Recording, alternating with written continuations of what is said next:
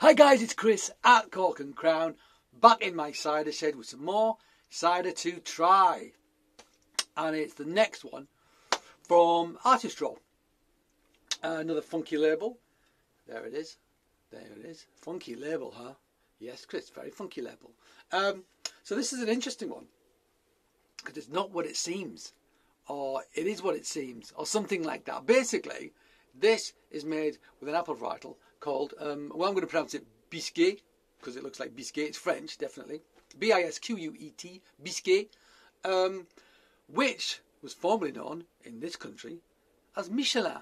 Michelin was not the name of it. It was brought over by a guy called Henri Michelin in the late 19th century, pardon me. And I believe there's some information on the back of this bottle about it. So I'm going to read that. We'll lean forward, because if I lean forward, I can read it better, because the my ego lights it up. All right, Artistraw cider. Sat around a campfire in the beautiful old orchard at Ross Cider one evening in the summer of 2021. Our friend and fellow cider maker Albert suddenly proclaimed a startling fact. Michelin, the widely planted, famous cider apple, was in fact not Michelin. The apple we all knew and loved had been wrongly named ever since it was brought to these shores from France by the pomologist Henri Michelin in 1883. It turns out that the gentleman's name had stuck, and the apple's true name was forgotten until recent DNA uncovered the mistake. So may we present to you, in its true form, Bisquet, the apple formerly known as Michelin. Cool, huh? Medium method ancestral, pure juice, average of cider. The only thing in this is Bisquet, the apple formerly known as Michelin. And you've got your little PDO there. Nice, nice, nice. So that is cool. Method ancestral. So I think these guys, some people say method ancestral, it's just pet nap. You bottle it before the fermentation, it ferments in bottle, and that is it. These guys say, no, it's you have to disgorge à la volée, but without freezing, so it's quite messy. So different people think different things. Whatever. This is a naturally sparkling cider, a naturally sweet cider, one presumes. Has it got any sweetness in it? Medium, it says. So maybe they've cold racked it as well, because I don't think they're key. So cold racked to get the nutrients and the yeast out. Let's give something that stops fermenting at, what is the ABV? 5.8%. Sounds about right. So yeah, another exciting looking bottle from these guys, huh?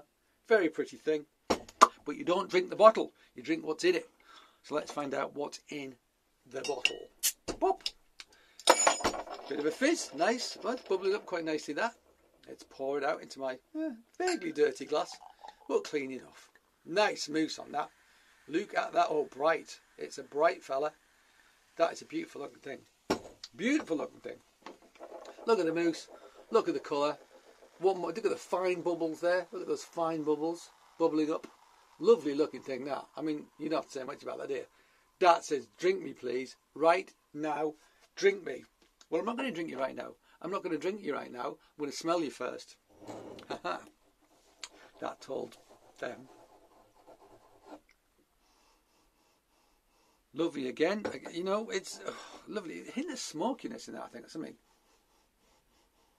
Hints of minerality, hints of smoke, but there's that lovely, you know, sautéed in butter with sugar, sort of apple character, which you get and this sort of thing all the time. It's very, very, very pleasing. Lovely. What a nice thing. Oh no, they must halt fermentation by disgorging. I mean, you do get rid of nutrients.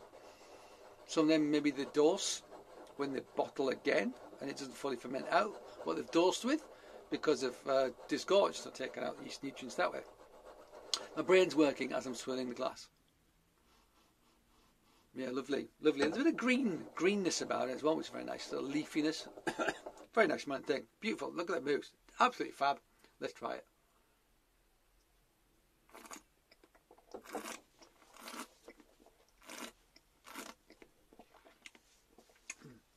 So, Bisquet / formerly known as Michelin, was often used for blending, I think, more than anything else. I think it was the most planted. Was it Michelin? I think Michelin was the most planted varietal in this country at one time. Used massively for blending.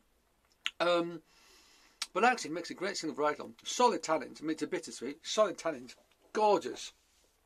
Gorgeous apple dessert character though. Just gorgeous.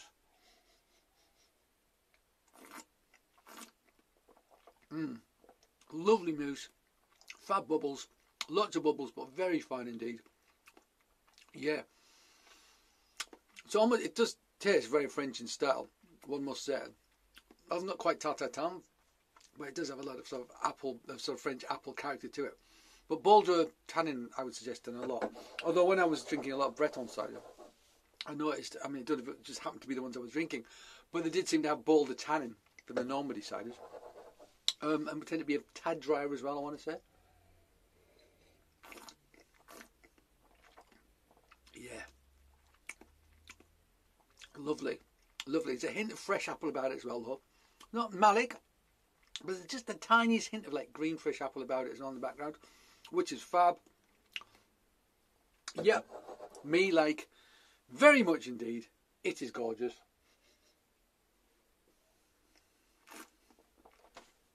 Empty glass. What more need I say? Empty glass. Let's fill it up again. Let's charge this glass. So yeah, if you want a bit of happy appleness in your life, happy cider, get yourself some of this Bisquet 2020. It is tasty. Alright guys, thank you for joining me in my shed. I hope you join me again. But until that time, cheers.